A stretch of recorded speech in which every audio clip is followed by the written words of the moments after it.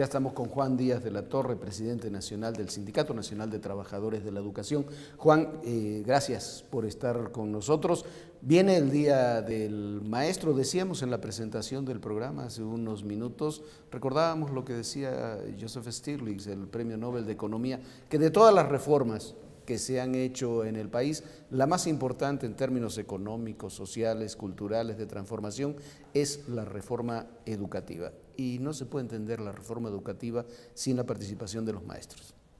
Bueno, primero gracias por la invitación y por supuesto la oportunidad de compartir con el auditorio nuestros puntos de vista sobre este apasionante tema de la educación. Y efectivamente, la reforma es la reforma educativa. Sin esta, difícilmente cualquiera otra de las vertientes del desarrollo de los pueblos puede tomar carta de naturalización. Es la reforma educativa porque es la posibilidad desde ahí construir la conciencia de los pueblos. Se ha dicho o han dicho que el sindicato estaba en contra de la reforma educativa cuando ésta se estaba peregrinando. Es una buena oportunidad y ocasión para decir, nosotros no solo estamos de acuerdo con la reforma, la exigimos con todo lo que esto representa, porque exigirle representa la posibilidad de hacer valer lo que quedó establecido en el nuevo marco legal. ¿Qué dice la Ley General de Educación en la reforma que se hizo a esa ley en particular? El Estado mexicano se obliga a ofrecer un servicio de calidad. Entonces, esto significa, por supuesto, el compromiso, la participación de los maestros. No hay reforma educativa en el mundo que pueda transitar y tener éxito si los maestros no la hacen suya. Y para que los maestros la hagan suya, requieren saberse reconocidos, estimulados, ser parte del compromiso que la sociedad tiene con ellos. Y por lo tanto, exigir la reforma educativa representa la posibilidad de que efectivamente el referente de la calidad que hoy está ahí, independientemente que pedagógicamente hay mucho que discutir sobre qué significa calidad, la realidad es que el modelo, el mundo en el que vivimos hoy nos interpela, nos exige a todos calidad, eficiencia, productividad, eficacia, compromiso, y eso en educación pues es imposible que no suceda. Por lo tanto implica, por supuesto, no solo exigirla, acompañar la reforma, ser los actores protagónicos de la misma en el compromiso con los alumnos, pero al mismo tiempo demandar y exigir el acompañamiento profesional para los maestros, acompañar su desarrollo profesional para que estén en condiciones de mejorar su desempeño y de esa manera mejorar el aprovechamiento de los chicos y que se forme un círculo virtuoso que permita concretar los objetivos de la reforma. Y segundo, pues sí, nos sentimos muy orgullosos cuando la OCDE dice, la diferencia la hace el maestro. Perfecto, es un orgullo ser vistos así, pero se requiere hacer colectivo, hacer comunidad educativa, participación de los padres de familia, compromiso de los legisladores para el presupuesto educativo, para infraestructura, para equipamiento, para materiales educativos, para desarrollo profesional de los maestros, para contenidos curriculares, es decir, para todo aquello que construye una muy buena posibilidad para nuestras escuelas. Bueno, es que es una muy buena noticia que el Sindicato Nacional de Trabajadores de la Educación esté con esta reforma, porque sin duda lo que ustedes quieren, que representan el 90% de los maestros del país, es que cada día estén mejor los maestros, que se preparen, que estudien y por supuesto que sean evaluados. Y es que efectivamente esta posibilidad de la reforma abre el debate y pone en condiciones a los actores y a los maestros y al sindicato en particular de hacer ver el punto de vista sobre cuáles son los elementos mínimos que se requieren para esto. Ahora, tan estamos a favor de la reforma que cientos de miles de maestros han estado ahí durante este último año escolar y en el anterior y cumpliendo su responsabilidad en las aulas, atendiendo el compromiso que tenemos con los niños. Por supuesto, los maestros nos han exigido a nosotros como dirigentes sindicales el que preservemos al sindicato como instrumento de lucha de los trabajadores y al mismo tiempo que las conquistas que hemos alcanzado en 71 años se mantengan, y eso está garantizado. En un principio los maestros del sindicato estaban muy asustados que si no pasaban estas pruebas, si no eran bien evaluados, se quedarían sin sus plazas. Lo que se propone en esta reforma es que si no llegan a cumplir con ciertos niveles en los exámenes, que se les prepare para que cada día sean mejores maestros. Ese es el punto. Ahora, lo primero que diría ya específicamente sobre cuando se procesó la reforma constitucional, luego la reforma a las leyes secundarias y la armonización en las entidades, sucedió algo. Los primeros meses, y hay que decirlo con puntualidad y con seriedad, se comunicó mal la reforma. Se comunicó mal porque se presentó, y sobre todo a algunos actores de la vida del país aprovecharon el proceso de abrir el tema de la reforma para posicionar sus propias agendas. Entonces, cuando a los maestros se les dijo al inicio, te vamos a evaluar y te vamos a correr. A cualquiera, a un periodista, a un ejecutivo que le dicen, inclusive en los países desarrollados que la gente vive del crédito que consigue a partir de tener estabilidad en su trabajo, le dices, te vamos a evaluar y te vamos a correr. Todo el mundo entra en crisis. Por supuesto, el magisterio en un porcentaje muy importante, al decírsele esto, una incertidumbre absoluta.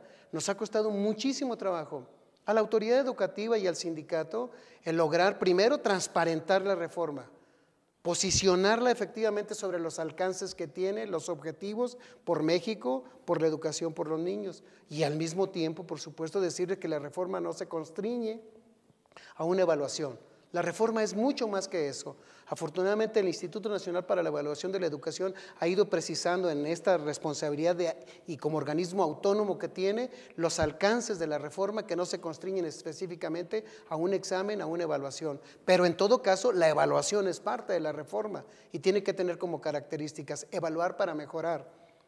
¿Y qué dice la ley ahora? Y es el desafío de lo que viene en los próximos meses después de esta primera gran evaluación. Cada compañero que sea evaluado requiere tener en sus manos su diagnóstico.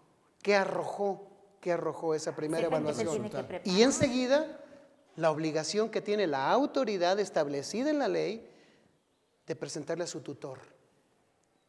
Generarle una tutoría que le permita acompañarlo en su desarrollo para aprovechar las áreas de oportunidad que requiere y que pueda, en la segunda oportunidad, quien lo requiera, estar en condiciones de cumplir los estándares que plantea. Ahora, retomas una historia que creo que es de lo más importante que ha ocurrido.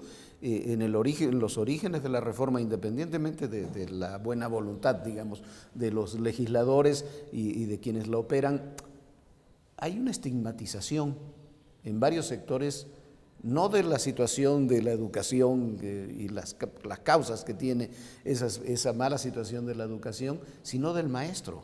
Y se quiso cargar en parte de los costos de la reforma a la educación pública. Es excelente tu reflexión, Jorge, porque efectivamente cuando hablo de que otros actores, a partir de esa insuficiencia en la forma en que se comunicó los primeros días o primeras semanas, buscaron inmediatamente posicionar sus agendas que no tienen que ver ni con la calidad de la educación ni con la mejora de las condiciones de vida de los trabajadores, sino con buscar estigmatizar, señalar, satanizar el papel que los maestros han hecho. Por supuesto, solo cito 3 cosas sobre ese tema. 1, cuando el desafío para México fue, en el tema educativo, la alfabetización, cuando un gran porcentaje de los mexicanos no sabían leer y escribir, ahí estuvieron los maestros cumpliendo con su responsabilidad. Cuando eso se consiguió y avanzó esto a niveles importantes, el reto enseguida fue, hay que recordar que hasta 1974 se creó el programa de planificación familiar, hasta el 74, incluida la mitad de ese año, el programa de gobierno era crecer, es reproducir, y por lo tanto las tasas de crecimiento de nuestro país fueron extraordinarias y el reto en educación fue cobertura. Y ahí fueron los maestros. Las normales se llenaron de cientos de miles de estudiantes porque lo importante en aquel entonces ni por aquí pasaba el tema de la calidad. La economía de nuestro país estaba cerrada, estamos sujetos a los productos nacionales, nuestra competencia era aquí mismo. Entonces cuando el reto fue la cobertura, ahí fueron los maestros a lomo de burro, a caballo, cruzando ríos en lanchas, a llevar los conocimientos básicos que la educación requería. Por supuesto, hoy el tema es la calidad. Así nos interpela el mundo. Y los maestros van a cumplir con eso. Pero requerimos, como sucedió en aquellos años, ser reconocidos, apreciados no en el individuo, sino en la labor social que realizamos, acompañados en tu mejoramiento de desarrollo profesional para cumplir con el referente de la calidad. Es un nuevo paradigma, por supuesto, pero los maestros lo sabrán cumplir. Bueno, y lo que platicábamos justo antes de empezar esta entrevista es que hoy en día es mucho más difícil ser maestro porque los alumnos pueden sacar información de cualquier lado. A ver, métete a internet, maestro se equivocó. El maestro está obligado a realmente saber.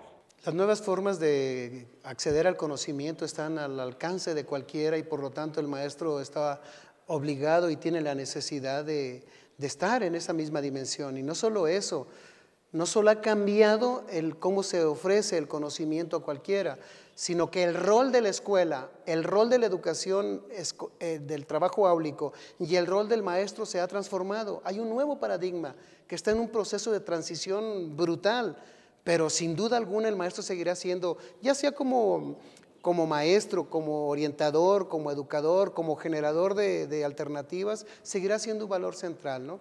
Y por otro lado, porque me perdí un poco, efectivamente, quienes en ese momento buscaron estigmatizar a los maestros y que cargaran ahí la sociedad todas las insuficiencias y deficiencias que sí tiene el sistema educativo como tal.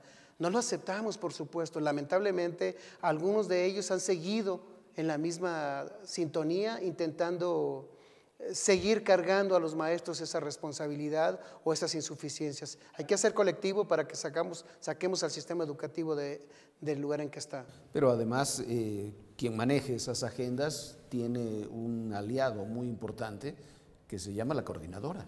O sea, cuando la coordinadora, que refleja un porcentaje mínimo de maestros, del global de maestros, desarrolla una serie de acciones que le da una coartada, una justificación a cualquiera que quiera privatizar la educación. Es extraordinario. Y no solo es una coartada, sino que lamentablemente, en el caso particular de la CENTE con C, que se han asumido como los defensores de la escuela pública y de los maestros, lo que han hecho y conseguido en los hechos es desacreditar a la escuela pública. Son los mejores aliados de la privatización. Los mejores aliados de la privatización. Cito, está ahí documentado, Michoacán, por ejemplo, que ha vivido estos años también un poco similar a Oaxaca por vía de la coordinadora. 23 de cada 100 niños de la escuela básica en Michoacán ya están en la educación privada. Pero este es un Porque tema... eso, ¿qué quiere decir? El padre de familia lo que quiere es que su hijo vaya a la escuela y que tenga una posibilidad de ascender. Y que cuando no hay ni posibilidad de ir a la escuela, el padre de familia, aún el que tiene pocos recursos, dice... Pero este es un tema gravísimo, porque finalmente esta educación, cualquiera ya en este momento puede abrir una escuela patito, y que vayan los niños pagando, pero además de todo es una manera de dejar realmente a los más necesitados absolutamente fuera del sistema. Hay escuelas privadas extraordinarias, de excelencia, como las hay en la educación pública, pero también es cierto que un porcentaje muy importante de las escuelas privadas son vistas por sus propietarios como un negocio que permite hacer mucho dinero, porque al final de cuentas el padre de familia de cualquier clase social, lo que tiene, lo mejor que tiene, lo entrega para la formación y la educación de sus hijos, y de ahí se han aprovechado algunos y otros que no lo han conseguido porque sigue siendo marginal. Lo que quieren es ir al verdadero negocio. Según tengo referencia, la educación básica en el mundo, tiene un valor de 3,000 trillones de dólares. 3,000 trillones. No, Hay bueno, una es disputa mineral. ahí Brutal. brutal. Pero además, regresando un poco al tema de lo que ocurre con la coordinadora y lo que ocurre en este ámbito, es terrible porque el tipo de acciones que toman desacredita la reforma, por supuesto, desacredita la educación pública, pero termina desacreditando a los maestros. La imagen de los señores golpeando, quemando cosas, ir encapuchados, no es la imagen del maestro que en más del 90% de los casos cotidianamente está dando clases. Efectivamente, yo en este último año y medio he recorrido el país, de arriba abajo. He tocado, saludado, reunido, debatido, dialogado con no menos de 300,000 de mis compañeros en todos los escenarios posibles. Y los maestros, los verdaderos maestros, no se ven en esa lógica. No se sienten representados de esa manera. No se puede sentir representado. Y se desvirtúa y se tergiversa y se lastima la imagen de los maestros. Cito Guerrero. Apenas ayer en una reunión de trabajo que tuvimos con Guerrero, son 74,000 maestros en Guerrero, de los cuales el 97% este año escolar no ha dejado de trabajar un solo día. Y ese 3% que de pronto se expresa de la manera en que lo haces, en lo que lo comentabas, de pronto la sociedad mexicana cree, en Guerrero sucede esto. Entonces, esos pocos que aclaro, nunca estaremos en contra nosotros como sindicato de alguien que expresa su inconformidad, su disidencia, su reclamo. Eso es, al final de cuentas, vivimos en un país que permite eso. Pero sobre todo cuando Incluso son la lucha reclamos. interna del sindicato. Así es. Pero sobre todo cuando son reclamos Pero, legítimos, cuando ese cuando se 3% hace de la manera que se quiere hace, boicotear elecciones y lastimando la educación de los niños, que es un derecho humano que los niños tienen, desacreditando a los maestros y perjudicando a todos, no lo justificamos de ninguna manera. Y ese 97% de los guerrerenses que está trabajando es de los que tenemos que hablar. Ahora, ¿cómo haces, precisamente, cómo haces para que ese 97% se exprese y tenga espacios y tenga repercusión? Porque ese es el verdadero tema. Ese es Porque un punto importante. ese es el punto fundamental. La gente en medios masivos, nosotros estamos todos los días, damos algún desmán de Guerrero, ¿no? ¿Cómo hacemos para, o cómo se hace, o cómo hacen ustedes para darle voz a ese más del 90% a nivel Tenemos, nacional, ese 97% en Guerrero? En esta transformación del sistema educativo, debo decir también, el sindicato está procesando su propia transformación para ponerlo a tiempo con los tiempos que vivimos. El sindicato transita por 8 ejes de trabajo perfectamente planeados. Nada de lo que estamos haciendo es una ocurrencia o un discurso. Hay un respaldo de un programa específico.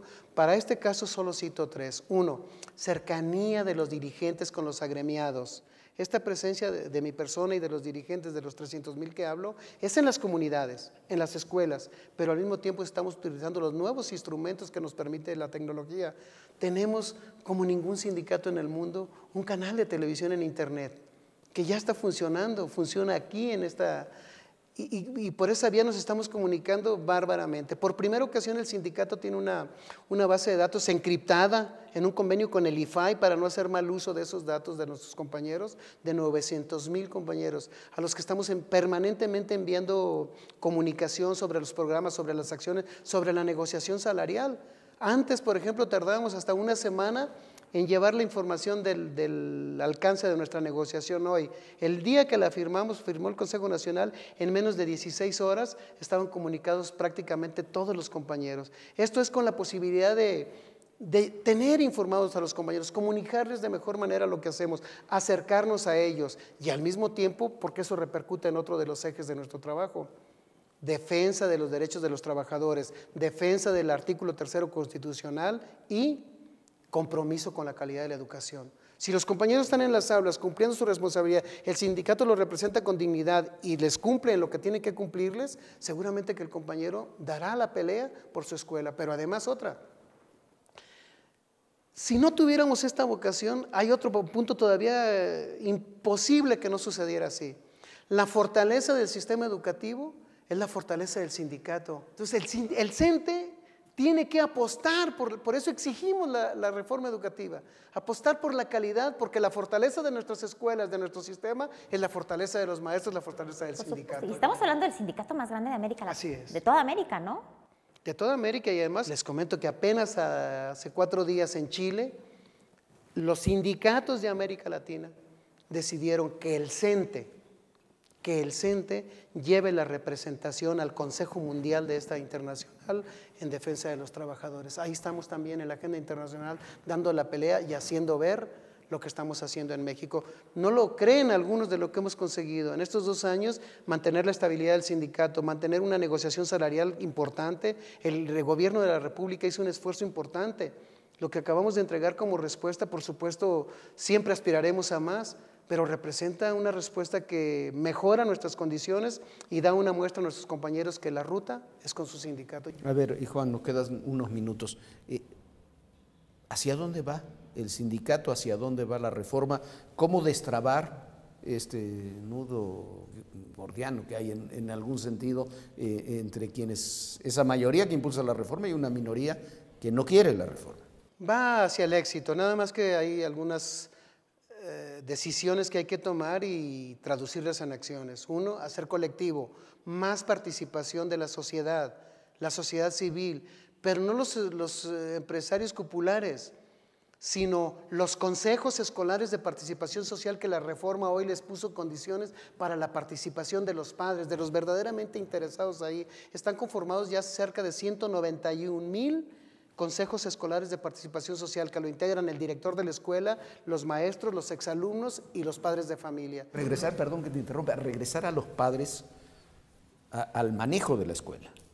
A su participación, Sí, a su participación en el empoderamiento claro. de la escuela. Los temas pedagógicos, los temas curriculares, esos son de los maestros, de los eso no lo van a especialistas. decidir los padres. Pero claro. la participación de los padres es central. Así ha sucedido el éxito en los países desarrollados. El otro, acompañar el desarrollo profesional de los maestros, recursos pedagógicos, financieros, económicos, para poder acompañar al maestro para que pueda mejorar su desempeño. Y siguiente, el sindicato va en la ruta. Lo que estamos haciendo es ponerlo a tiempo, transformarlo, y ese es el reto de los dirigentes ahora, de los que estamos en esta posibilidad, en este privilegio, de hacer lo que tenemos que hacer. La exigencia para los maestros con la comunidad y con las escuelas, con la reforma, es la misma exigencia para los dirigentes. Primero, acreditar nuestra conducta, rendir cuentas, comunicarnos con ellos, dejar de lado el aburguesamiento que algunos adquirimos y saber que nuestro lugar está en las escuelas, dando la pelea por nuestros compañeros en alianza con la sociedad. Esa es la ruta virtuosa y no tengo duda que se va a conseguir para aquellos que son pocos y que están en contra de esto, pero no hay una agenda ni educativa, ni sindical, ni laboral de estos compañeros. Ustedes lo conocen. Hay una agenda política. Tiene 30 años Claro. que decidieron transitar por otra ruta. Aclaro, en ocasiones la CENTE tuvo causa, porque tampoco se trata de presentarnos nosotros como lo mejor que ha existido en el mundo del sindicalismo, pero luego derivaron a algo que no hay causa. ¿Cuál fue la causa durante muchos años de la coordinadora? Dos temas eran: democracia sindical, 100% de incremento salarial. Díganme, por favor, ¿quién ha escuchado en los últimos años una sola propuesta que tenga que ver con el desarrollo político del sindicalismo o con los derechos de los maestros? Se convirtió en un movimiento político antisistémico, lo digo puntualmente, que no tiene agenda educativa, no tiene agenda laboral y por supuesto no tiene ninguna posibilidad de tener éxito. Por el contrario, lo que debemos hacer es dialogar con ellos para encontrar la ruta sobre cómo incorporarlos al mundo del fortalecimiento de la escuela, de las instituciones y del magisterio. A ver, en 30 segundos, ¿qué le dirías a los maestros en su día mañana cuando... Primero, que quienes tenemos el privilegio de representarlos nos sentimos muy orgullosos de lo que ellos han hecho durante todo este año y medio. Segundo, que merecen una felicitación extraordinaria por parte del sindicato, por parte de la sociedad, que además hay que recordar, este día 15 de mayo los maestros son felicitados por la República. Ese es el gran sentido que tiene esta celebración y por lo tanto el que al sentirse orgullosos de lo que hacen, de lo que son, le cumplen a México, le sirven a México y que los padres de familia deben de sentirse orgullosos de sus maestros. Mi felicitación, mi reconocimiento y mi abrazo cariñoso. Juan Díaz, muchísimas gracias. Al contrario, gracias Jorge, gracias Viviana.